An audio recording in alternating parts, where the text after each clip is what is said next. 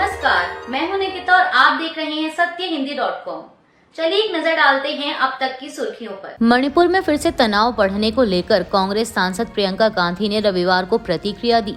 प्रियंका गांधी ने social media platform x पर लिखा कि मणिपुर एक बार फिर हिंसा की चपेट में है। करीब 2 साल से राज्य के लोग हिंसा, हत्या, बलात्कार और पलायन झेल रहे हैं। सैकड़ों मौतें हो चुकी हैं, हजारों लोग बेघर हैं।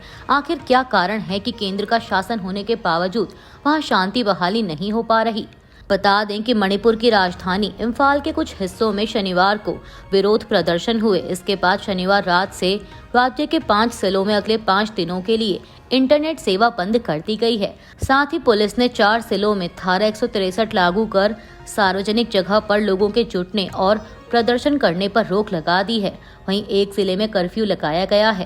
प्रियंका गांधी ने सवाल किया कि प्रधानमंत्री मोदी ने मणिपुर को उसके हाल पर क्यों छोड़ दिया। आज तक ना वे मणिपुर गए, ना ही राज्य के किसी प्रतिनिधि से मिले, ना कभी शांति की अपील की और ना ही कोई ठोस प्रयास किया।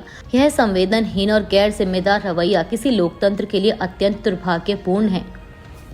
कांग्रेस ने रविवार को प्रधानमंत्री मोदी पर अपने मीडिया संवादों की स्क्रिप्ट लिखने का आरोप लगाया और कहा कि अपने पूर्ववर्तियों के विपरीत उनमें बिना किसी निर्देश के प्रेस वार्ता करने का साहस नहीं है।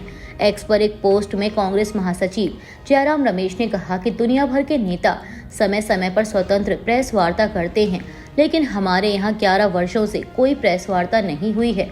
जयराम रमेश ने अपने पोस्ट में कहा कि नरेंद्र मोदी ने पिछले साल चुनाव प्रचार के दौरान अपने मीडिया संवादों का निर्माण, निर्देशन और स्क्रिप्टिंग की थी, जिनमें से एक के दौरान उन्होंने दावा किया था कि वे गैर जैविक यानी नॉन बायोलॉजिकल हैं, लेकिन उनमें कभी भी बिना किसी निर्देश के प्रेस वार्ता करने का साहस नहीं हुआ। कांग्रेस और आरजेडी द्वारा चुनाव में मैच फिक्सिंग की बात कहे जाने पर केंद्रीय मंत्री चिराग पासवान ने कहा कि सबसे पहले तो राहुल गांधी के इस बयान से पता चलता है कि उन्होंने बिहार चुनाव में हार स्वीकार कर ली है। जिस तरह से वे महाराष्ट्र में बुरी तरह हारे, कांग्रेस नेताओं की दिक्कत यह है कि जब आत्ममंथन का समय होता है तो वे हार के कारणों को खोजने लगते हैं। उन्होंने लंबे समय तक ईवीएम पर बात की, अब वे फिक्सिंग की बात कर रहे हैं। जो लोग चुनाव आयोग पर सवाल उठाते हैं वे क्षेत्रीय दल उनका समर्थन करते हैं। मैं पूछना चाहता हूं कि क्या इलेक्शन कमीशन की नियुक्ति की व्यवस्था केवल हस्ताक्षर थी? अब विपक्ष को बोलने का मौका मिल गया है, फिर वे सवाल कर रहे हैं। सच तो यह है कि अगर उन्हें संवैधानिक संस्थाओं की सीमाएं ही खोजनी थी तो उन्हें कांग्रेस से ही सवाल करना चाहिए था। वे सिर्फ दोष देते हैं। सिर्फ बिहार ही नहीं, वे असम और बंगाल भी हारेंगे। कांग्रेस नेता राहुल गांधी के चुनाव आयोग और महाराष्ट्र चुनाव पर उठाए गए सवालों पर आरजेडी नेता तेजस्वी यादव ने प्रतिक्रिया दी है। तेजस्वी यादव ने कहा कि आप सभी जानते हैं कि 2014 के बाद जब से नरेंद्र मोदी पीएम बने हैं, सभी संवैधानिक संस्थाओं को हाईजैक कर लिया गया है। भाजपा आईटी सेल को चुनाव आयोग की घोषणा से पहले ही चुनाव की तारीखों का पता चल जाता है। हम मामले पर नजर रख रहे हैं, लेकिन संवैधानिक संस्थाओं को ईमानदारी से काम करना चाहिए। अगर वे प्रभावित होंगे तो कोई न्याय नहीं होगा। तेजस्वी ने आगे कहा कि पिछले 2020 के चुनाव में हमने सरकार बनाई थी। चुनाव आयोग ने इसे सही ठहराने के लिए 3 प्रेस कॉन्फ्रेंस की। शाम को मतगणना क्यों रोक दी गई? रात में इसे फिर से क्यों शुरू किया गया? जिन उम्मीदवारों को विजेता घोषित किया गया था उन्हें बाद में हारने वाला घोषित किया गया। राहुल गांधी के चुनाव आयोग पर उठाए गए सवालों पर शिवसेना यूबीटी नेता संजय राउत ने कहा कि मैंने उनका लेख पढ़ा है। उन्होंने जो पूछा है उसका जवाब चुनाव आयोग को देना चाहिए, लेकिन चुनाव आयोग ऐसा नहीं कर पा रहा है। संजय राउत ने पूछा कि भाजपा जवाब क्यों दे रही है। उन्होंने महाराष्ट्र के मुख्यमंत्री देवेंद्र फडणवीस से सवाल नहीं किया है। राहुल गांधी लोकसभा में विपक्ष के नेता हैं।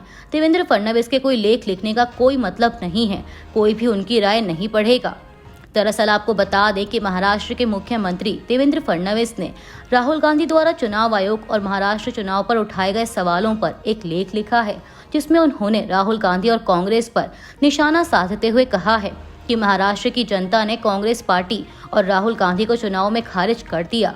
जनता को जवाब देने की बजाय राहुल गांधी चुनाव आयोग पर ही सवाल उठा रहे हैं। आम आदमी पार्टी के राज्यसभा सांसद संजय सिंह और पार्टी नेता सौरभ भारद्वाज ने रविवार को मद्रासी कैंप झुग्गी बस्ती के ध्वस्त स्थल का दौरा किया, जहां उन्होंने विस्थापित निवासियों से मुलाकात की और हाल ही में बेदखली अभियान को लेकर भाजपा पर अपना हमला तेज किया।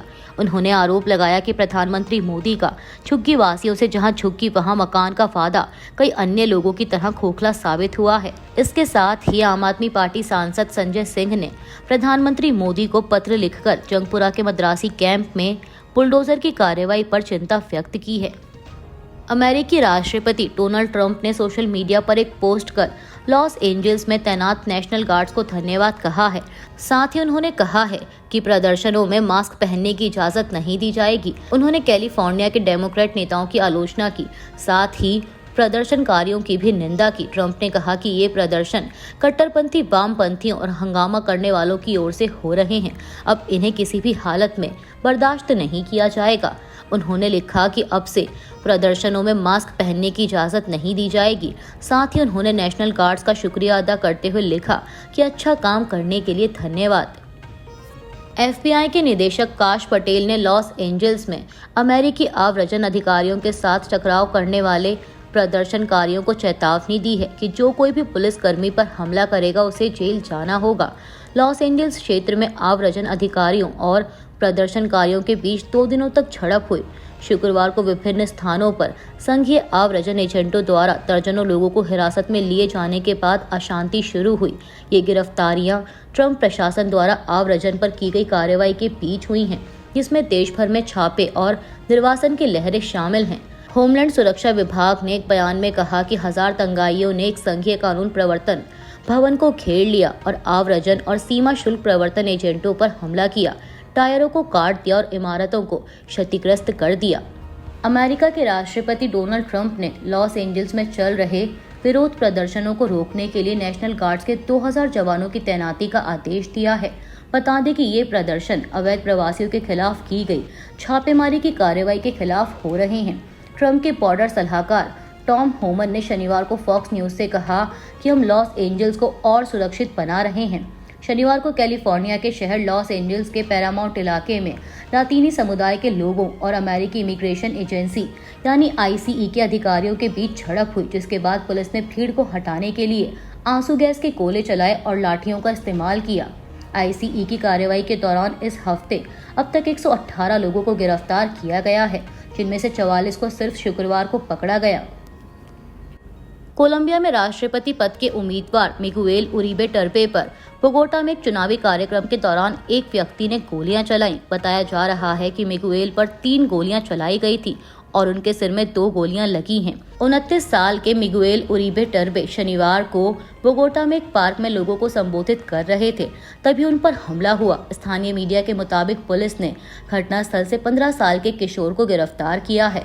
फोन पर रिकॉर्ड किए गए फुटेज में देखा गया कि जिस वक्त वो भाषण दे रहे थे उन्हें गोली लगी। इसके बाद वहां अफरा तफरी की स्थिति बन गई। समाचार एजेंसी AFP ने पैरामेडिक्स के हवाले से कहा है कि मिगुएल को सिर में 2 और घुटने में 1 गोली लगी है। मिगुएल की पत्नी मारिया क्लाउडिया ने लोगों से उनके लिए दुआ करने की अपील की है। वहीं उनकी पार्टी सेंट्रो डेमोक्रेटिको ने इस हमले की निंदा करते हुए कहा है कि ये हमला एक राजनेता, कोलंबिया के लोकतंत्र और आज़ादी के लिए एक बड़ा खतरा है।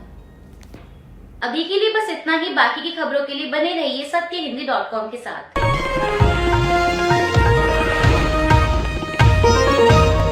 Copyright disclaimer under Section 107 of the Copyright Act 1976. Allowance is made for fair use for purposes such as criticism, comment, news reporting, scholarship, and research. Fair use is a use permitted by copyright statute that might otherwise be infringing.